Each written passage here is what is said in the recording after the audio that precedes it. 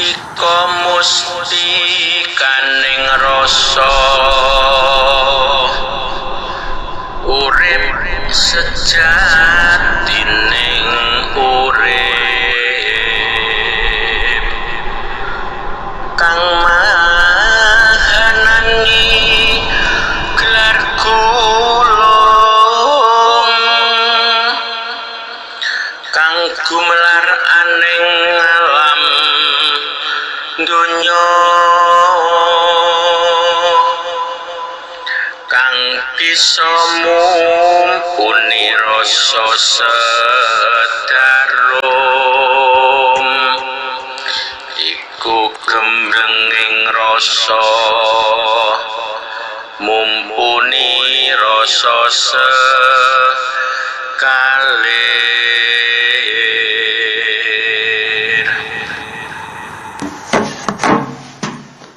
Assalamualaikum warahmatullahi wabarakatuh. Para sutresna ingkang minulya, sugeng enjang, salam rahayu, salam sejahtera kagem kita sedaya. Mugia ing enjang menika panjenengan sekeluarga tansah pinaringan kanugrahan ingkang langkung agung saking Gusti ingkang Maha Welas, Gusti ingkang Maha Asih, sehingga kita sedaya sekeluarga tasih tansah saged nikmati anugerah arupi sehat, boten kirang suatu napa kemawon, khususipun nikmat iman Islam sara nikmat tentrem penggalih lan nikmat saged tetep njejegaken ngawurip nebihaken tumindak ingkang luput.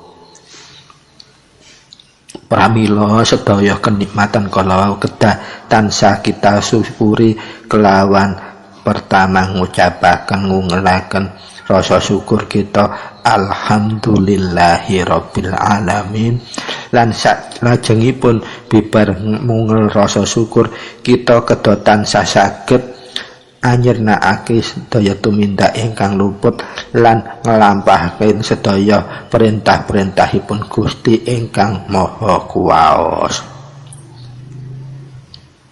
Pramila para sutresna, monggo kita sedaya tansah tetep eling inget dumateng Gusti ingkang Maha Kuwaos sehingga kita tansah saged mawas nglampahaken gesang ing alam donya kanthi wasis waskitanipun rasa jati.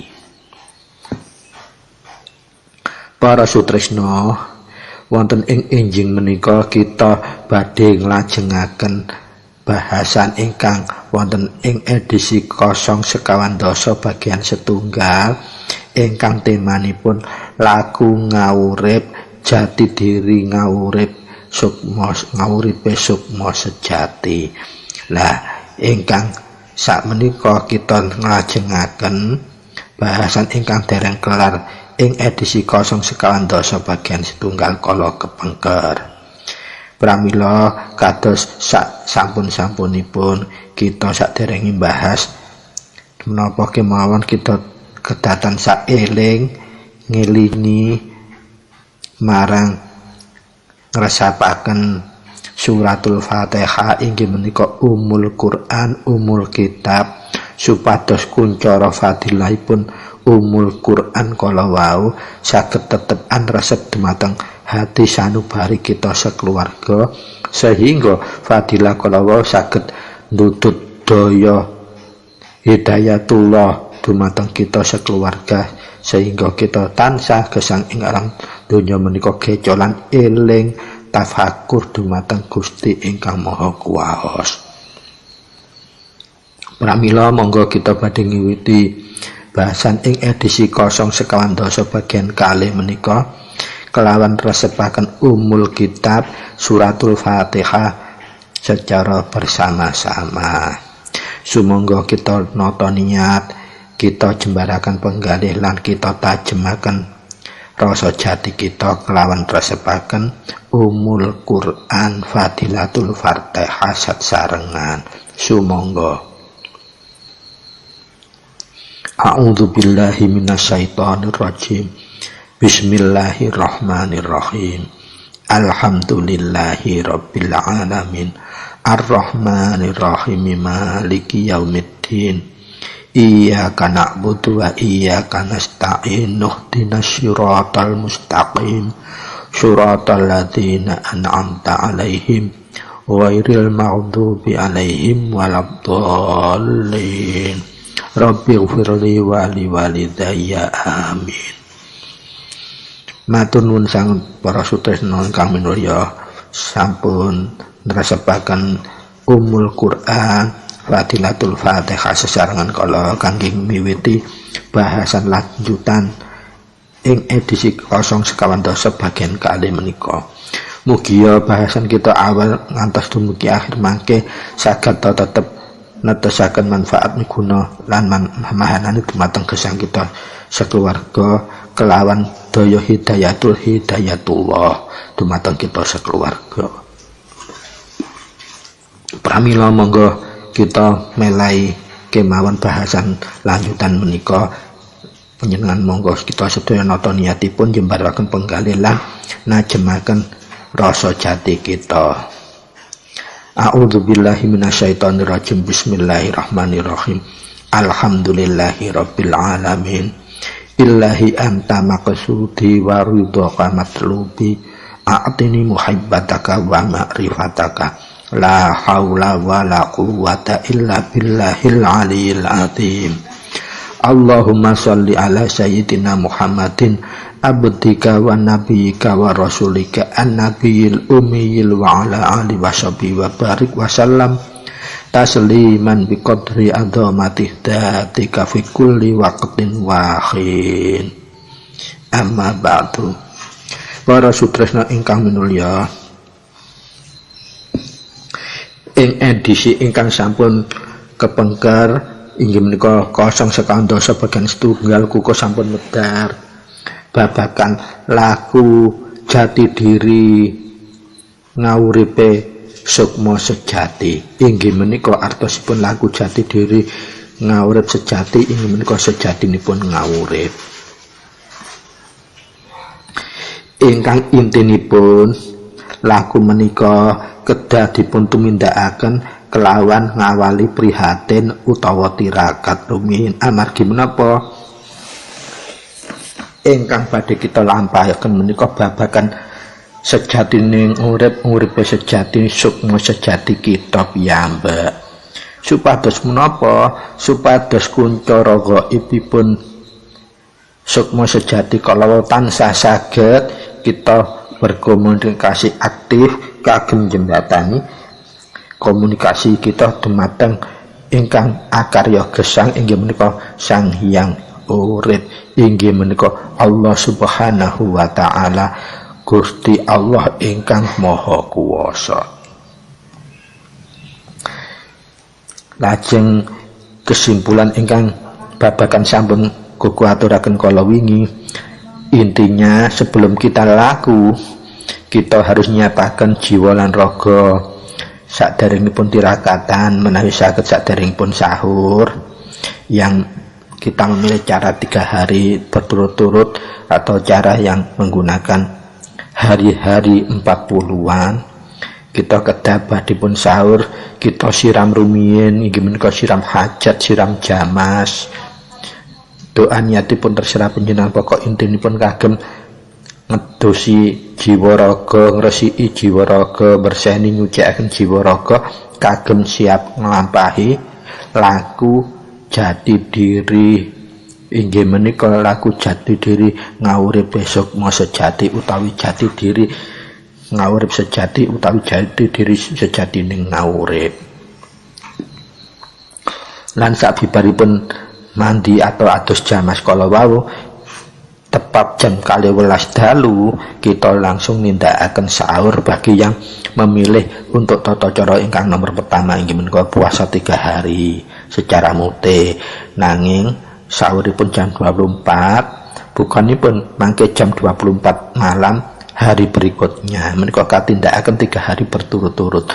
Lajeng ingkang kedah dipun wagatosi malih inggih menika Selama kita laku tirakat, tidur kita hanya diperbolehkan satu hari itu cuma 2 saat atau 2 kali. Saat yang pertama inggih menika ba'dal zuhur ngantos dumugi badhe asar. Lajeng ingkang kaping kaline ba'da jam 12 malam atau ba'dal buka atau ba'dal sahur hari berikutnya ngantos badhe subuh kedah sampun wungu. Dados namung kaping kalih tiduripun. Lah ingkang berat menika boten posone. Wanci meleke, tapi menawi ditekati kelawan estune niat insyaallah saged kita tindakaken secara terep. Lajeng sami ingkang milih nindakaken 40 hari berturut-turut kelawan tirakatan arupi kados ngrawat atau menghindari 4 macam yang tidak boleh dimakan kemarin yang kuku aturaken sami melekipun sami. Ananging untuk nindakaken menika mboten poso, boleh makan dengan batasan, tidak boleh berlebihan. Nggih krasa-krasa lapar baru maem utawa krasa ngletitik dimil gak titik ngoten. Soalipun menika mboten poso. Nanging yang boleh dimakan menika ingkang dipun atur, dipun reksa. Nah menawi sakit kados kuku aturaken kala wingi milih ngerawat kemawon supados terhindar kalau lali langgar pantangan makan kita langgar nggak sengaja. Nah menika akan berpengaruh terhadap kualitas hasil kita tirakatan, hasil kita lakunipun. Pramila langkung boten resiko menawi ditindakaken cara ngrawat baik cara ngrawat kulupan atau buah-buahan tok atau pola pendem tok, terserah panjenengan milih. Lajeng unjukipun untuk ngrawat menika angsal inggih namung toya petak, kopi pun itu membuat sendiri dan teh itu. Kalau kopi bubukan seperti Nescafe dan sebagainya itu tidak boleh karena sudah ada proses. Insya Allah menika cuma dicampuri saus untuk minuman atau untuk menyedapkan kopi. Kalau didebak piyambak menika murni kopi.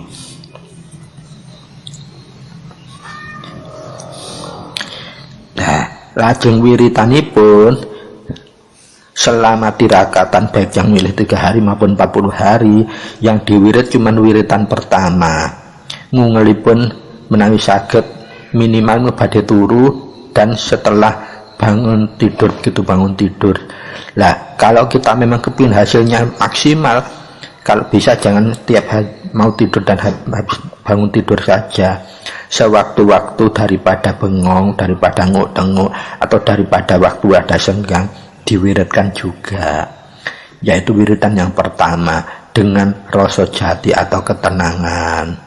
Tapi kalau itu ditindakaken sesarengan kados umpamine wonten cantrik kata ingkang derek bikaan lampah menika, lah menika saged diunglaken dengan cara bersuara. Menawi piyambak-piyambak menawi saged ingkang prayogi mboten disuaraaken, dipun resapaken ing rasa jati utawa hati sanubari. Kelawan tenang, rileks. Pinten ngungelaken menawi tasih tirakan diungelaken kaping 11, minimal kaping 11. Lah banyakipun pinten terserah panjenengan mampunipun pinten. Tidak ada paksaan, tetapi minimal kalau bisa 11 kali. Lajeng menawi tirakatan ini pun sampun lulus, sampun ditutup atau 3 hari terakhir setelah ditutup, atau yang 40 hari kita sudah nyampe 40 hari setelah jam 6, mangke dalu jam 12 setelah tutupan harus kita melakukan puasa 1 kali sebagai suatu semacam puasa untuk tasakur menika nggih, kangge mensyukuri ataupun kangge menapa, kangge nglenggahaken wadah. Karena sudah dilakukan, kita tinggal menutup dengan 1 kali puasa. Sahuripun tetap jam 12 malam dengan cara sahur mute, mangke bukanipun badal maghrib kados poso biasa, bukanipun bebas mboten mute. Ateges napa puasa penutup menika kangge misuda menapa ngoten niku padha karo dilantik lah semacam seperti itu. Jadi sudah dinobatkan bahwa kita sudah berhak laku jati diri ngawurip sukma sejati kalau wau sampun sah.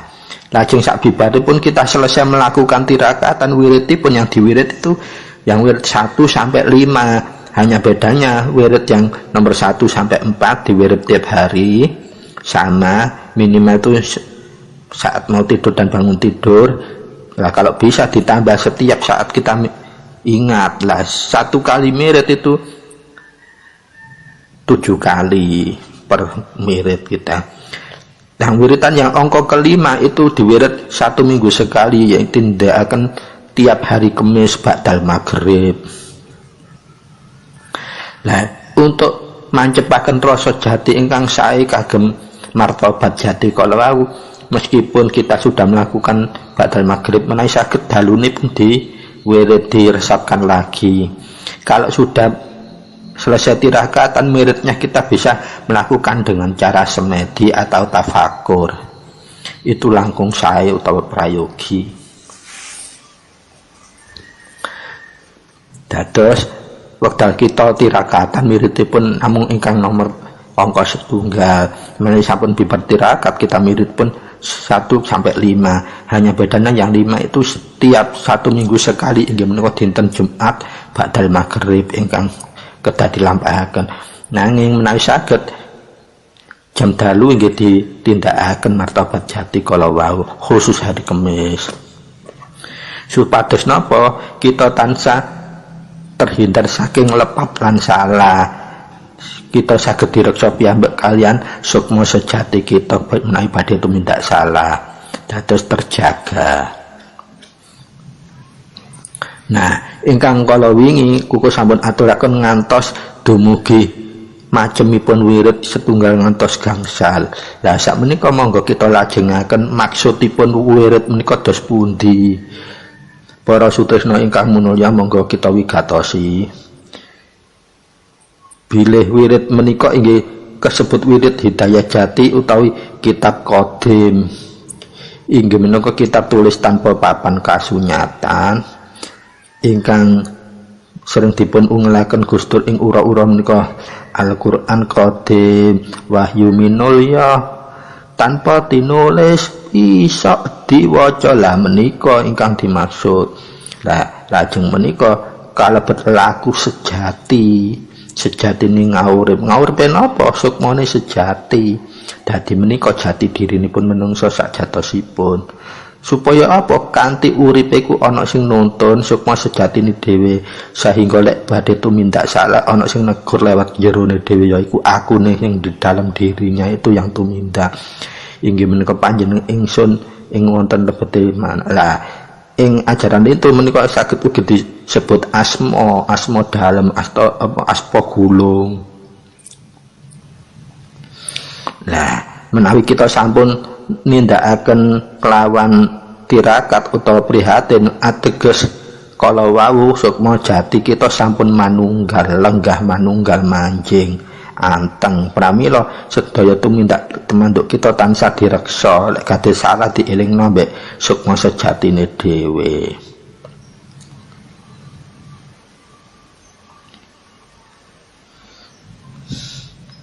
Pramila para sutresna ingkang minulya,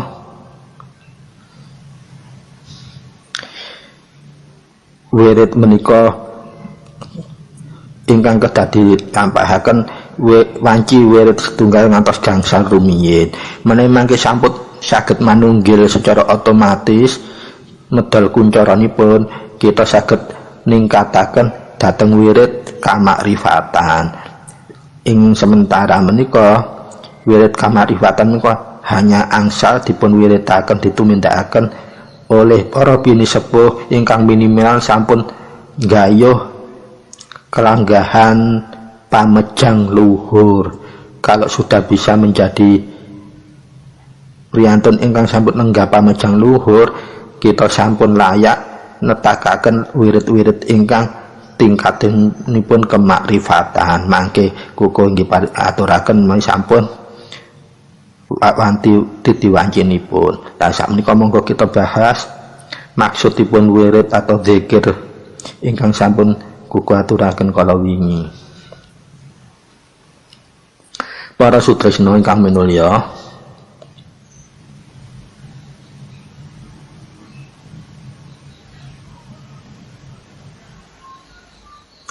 intinipun wirid menika inggih menika kita kedah saged ngrumangsani ngilingi bilih sedaya kekuatan daya kekuasaan kita menika sakjatosipun namun ketempatan dening kuncaranipun kuwasanipun Gusti.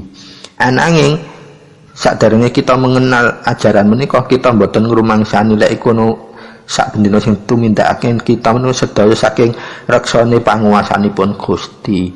Lah menawi kita sampun kenal menika dados sewaktu-waktu kita tansah eling lan englet sapa sing ngelingaken inggih sukma sedati piyambak. Lajeng kita semakin awas mawas wasesa was kita. Lah kita jados tajem rasa jatinipun.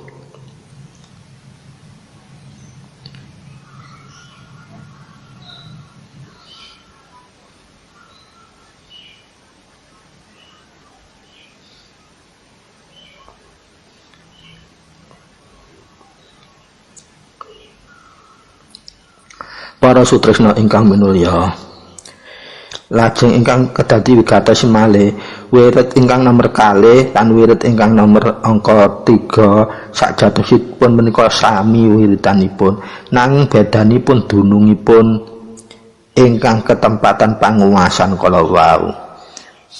Inggih menika tulis tanpa papan kasunyatan menika ateges kitab qadim ing saklebete jiwa raganipun menungsa piyambak-piyambak kala wau. Inggih menika ingkang ateges sukma sejati. Lah maksudipun menapa tulis tanpa papan kasunyatan menika utawa kitab qadimipun manungsa piyambak-piyambak menika sakjatosipun sampun dipun paringi Gusti. Inggih menika seperti halnya tulis corak nanging sanes hasil penulisan manungsa, nanging tulis tanpa papan kasunyatan kala wau inggih menika tulisanipun Gusti ingkang Maha Suci, tulisanipun Tuhan ingkang Maha Esa, ingkang bertempat ingkang dilenggahaken ing saklebete jiwa raganipun manungsa inggih menika lenggahane wonten ing dunung sukma sejati. Pramila sedaya menika sami ingkang wonten ing lebetipun manungsa masing-masing menika inggih ing istilah pewayangan kasebut sastra jendra hayuningrat panguwating diyu. Tulisan menika kalebu saged ndamel karahayaning donya alitipun menungsa lan donya jagat agengipun. Sebabanipun menapa menika tatanan-tatananipun menjadi sistem ingkang wonten saklebete kitab qadim kala wau. Hanya bedanya untuk orang yang belum manunggal, belum nyawiji menika dereng saged maos. Karena apa? Rasa jatinya masih belum tajam. Sehingga piyambakipun ingkang dereng manunggil gampang kekintir-kintir pengaruh niki punika naka pengaruh niku menika gampil. Lah menawi sampun manunggil, sampun wiridipun ngetrep menika manunggil dados setunggal lenggah ing rasa jati utawi sukma sejatinipun. Mila angkura murka menika mboten saged nyidak. Keranten sampun dijaga kala wau. Cagak papat hawa sangonipun sampun dipun jaga. Ingkang istilah pewayangan disebut sastra jendra hayuningrat panguwating diyu. Lajeng tulisan papan tanpa kasunyatan kala wau ngagem perkara hayanan urip ing alam donya lan saklajengipun kangge nebihaken angkara murka. Sami menika kalian ajaran wahyu panca gaib. Kangge anebihake tumindak ingkang luput, ananging wonten ngriki sedaya-daya menika kedah dipun tirakati lajeng dipun manjingaken. Sami kalau di wahyu panca gaib istilahnya asma, menawi ngriki istilahipun sukma sejati. Inggih menika sejatinipun sukma. Lajeng ingkang dipun sinebut sukma kirim menika napa ingkang wonten wirid kepinten nggih ingkang wonten sukma kirim menika. Lah sukma kirim menika ateges namanya sukma sejati piyambak.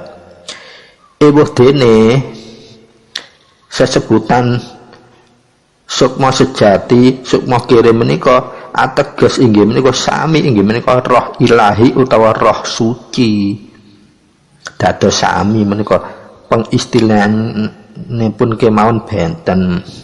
Lajeng ingkang banjuripun ingkang sinebut dulur kang ana wekasan ya kuwi sedulurku ateges inggih menika sedulur kita ingkang kelanjutanipun sama seperti sukma sejati. Dados kalau wirid ingkang nomor pinten nggih wonten kasebut sedulur kang ana wekasan menika ateges sami nggih menika sukma sejati. Sebab napa sukma sejati menika ingkang jaga saking godaan macem-macem ingkang badhe mlebet saking babakan songo utawa songo utawa pintu songo bobohan songo menika tansah dijaga rineksa dening sukma sejati inggih menika sedulur kang ana wekasan kala wau. Artosipun wekasan napa? Wekasane wis wonten terwonten ing lebete kitab qadim atau kitab atau firman yang tidak tertulis atau ditulis tanpa papan kasunyatan. Nanging saged diwaca bagi tiyang ingkang sampun manunggil kelawan sukma sejatinipun. Monggo kita lajengaken babakanipun supados kita dunung secara paripurna. Nah, sukma sejati kalau wau saged njaga saking godaan macem-macem ingkang badhe nglebeti pintu songo utawa bebuan songo utawa bolongan songo kalau wau inggih menika boten saged malih kalebet amargi menika sampun kedunungan sang yang sukma sejati inggih menika gesang kita pribadi menika ingkang jaga inggih menika aku dalam diri pribadi manungsa ingkang sampun nunggil inggih menika maha aku kita panjenengan ingsun kita utawa asma gulung kita. Lah menawi sampun lenggah kados makaten manungsa mboten saged terpedaya oleh angkara murka utawi hawane setan. Keranten setan menika bukan mungsunipun Tuhan, bukan mungsunipun Tuhan yang Maha Esa karena dia itu ciptaannya. Tapi setan menika tetep mungsuhi sukma sejati. Dados menungsa iku iso goyang lek sukma sejatine wis iso kalahno iso ditunggangi. Pramila menika kita saged laku jati diri ngawuripe sukma sejati supados napa kebal terhadap gangguan setan tidak bisa ditembus. Pramila mustahil menawi wonten anggapan setan menika mungsunipun Gusti. Kanten setan menika ciptaanipun Gusti ingkang leres setan menika mungsunipun sukma sejatinipun para menungsa. Musuh menika ateges artosipun ora bisa nyatu, ora bisa dadi siji. Selamanya setan itu tidak akan bisa bersatu dengan sukma sejati kita, selalu berlawanan, saling mereka ingin jatuhkan, terjerumus. Nanging boten saged karena setan itu memang derajatipun tasik kalah kalian sukma sejati. Nah, sukma sejati menika setan saged manunggil atau bersatu dengan sukma sejati apabila setan menika saged mertobat jati, bisa tunduk marang yang sukma. Nanging menika tangelamun menawi boten kita sadari. Pramila para luhur ingkang sampun lepas budi menika saged nundukaken setan kelawan sukma sejatinipun amargi napa sampun saged nyatuaken jati diri ngawuripe sukma sejati. Sedangkan ingkang sinebut telu-telune ngatunggal ingkang wonten wirid nomor pinten menika artosipun telu-telune ngatunggal menika tiga-tiganya manunggal. Kuwi estu manunggale sukma, nyawa lan urip utawa gesang piyambak.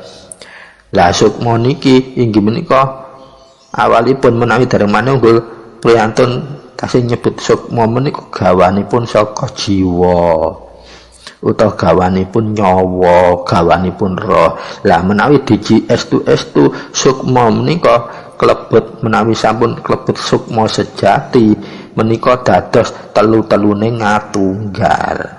Ngatunggale apa antara sukma, nyawa lan urip iku dhewe.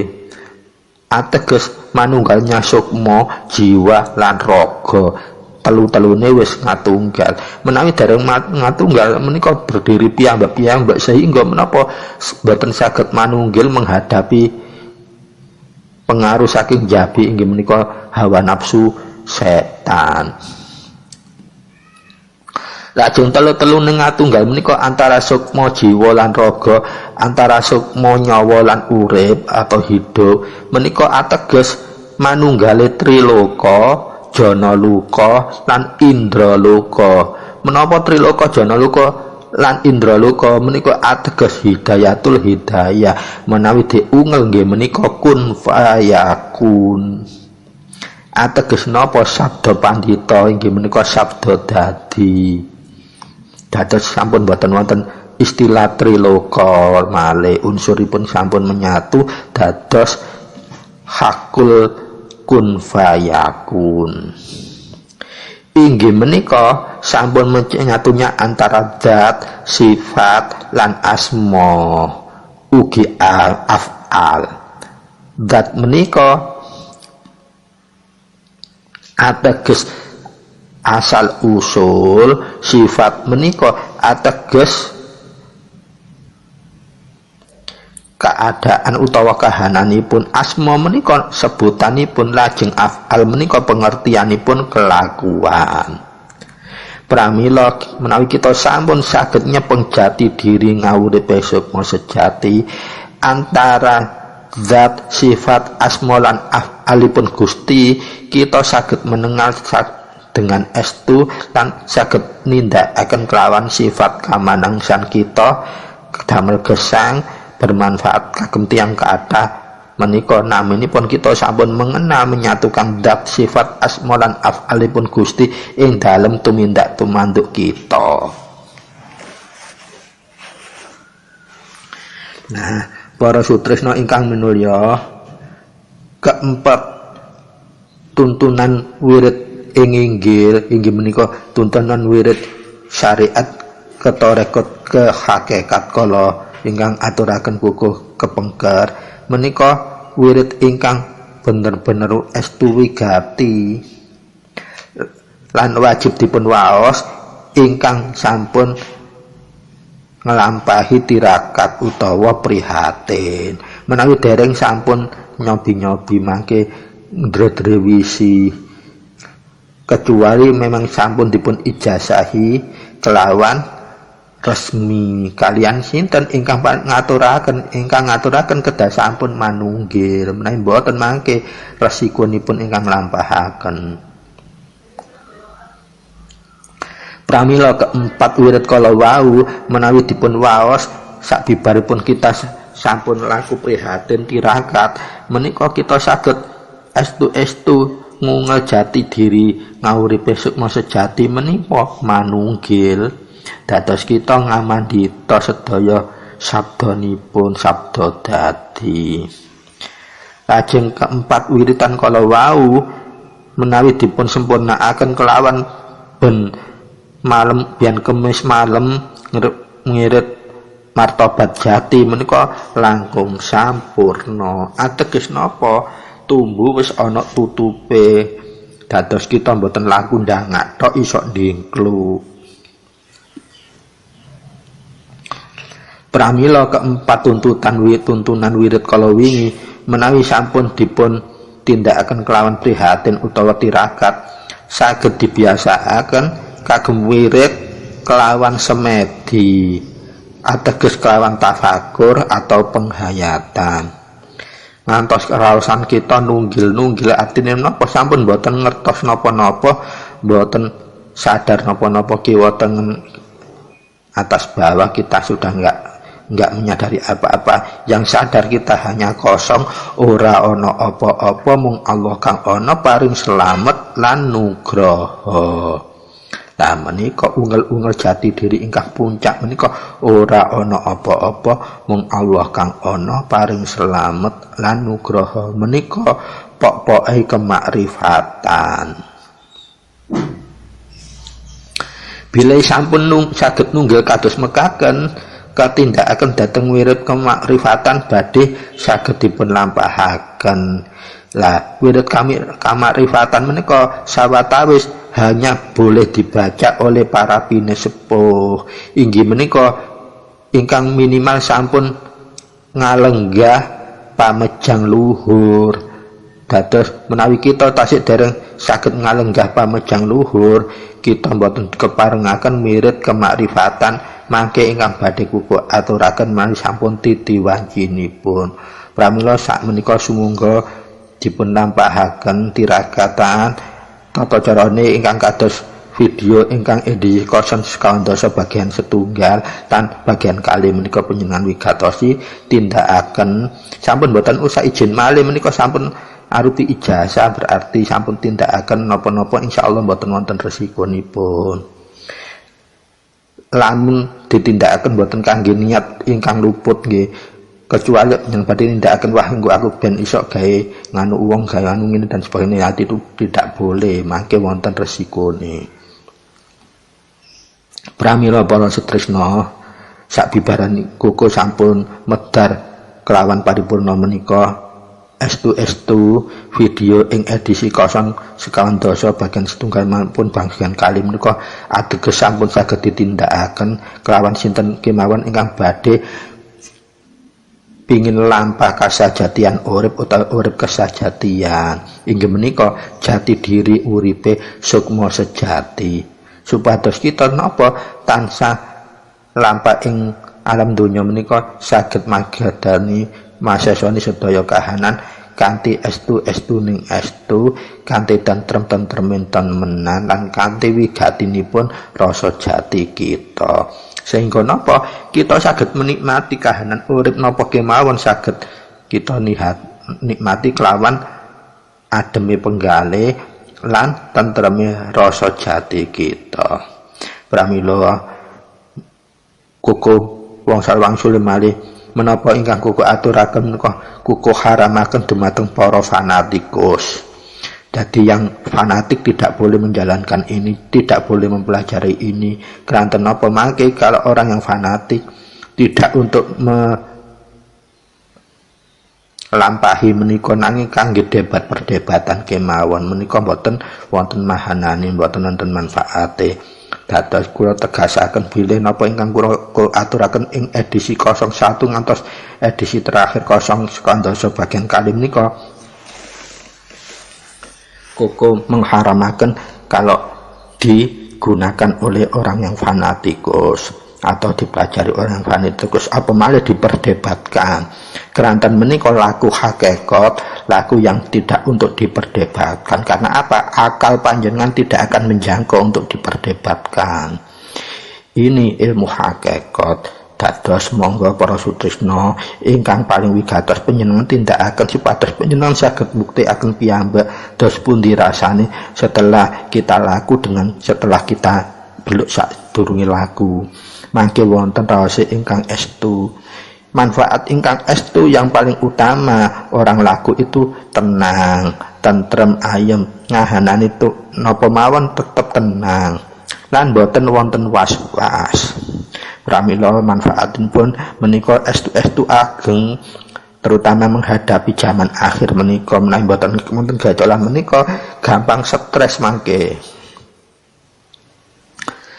Gampang putus asa. Pramila para sutrisna nyuwun gungi pangsami bilih sedaya ingkang kula aturaken ing edisi 01 kaliyan ngantos edisi 011 menika kuku haramaken dumateng sinten kemawon ingkang fanatik. Jangan dipakai jangan dibahas, jangan diperdebatkan, anggap saja tidak ada. Ngaten kemawon. Kirang langkunge kukuh nyuwun gungi pangaksami, mugi kukuh nyuwun gungi pangaksami mbok bilih wonten atur kata menapa kelepatan ingkang kukuh aturaken menika estu saking kelemahan kenaifan kukuh selaku pribadi. Menawi wonten manfaat miguna lan mahanani khususipun wonten leresipun napa ingkang kukuh aturaken menika tentu estu hanya saking kanugrahanipun Gusti ingkang Maha Kuwaos. Dados monggo kita wasesoni ditata niate lan dijembaraken penggalihipun menawi badhe nindakaken napa kemawon supados Gusti ingkang Maha Suci, Gusti Allah ingkang Maha Kuwasa paring ridhonipun kelawan kita sakeluarga. Akhirul kalam billahi taufiq wal hidayah. Wassalamualaikum warahmatullahi wabarakatuh. Sugeng panggihan malih ing edisi 0 sekawan dasa setunggal salajengipun. Rahayu, matur suwun.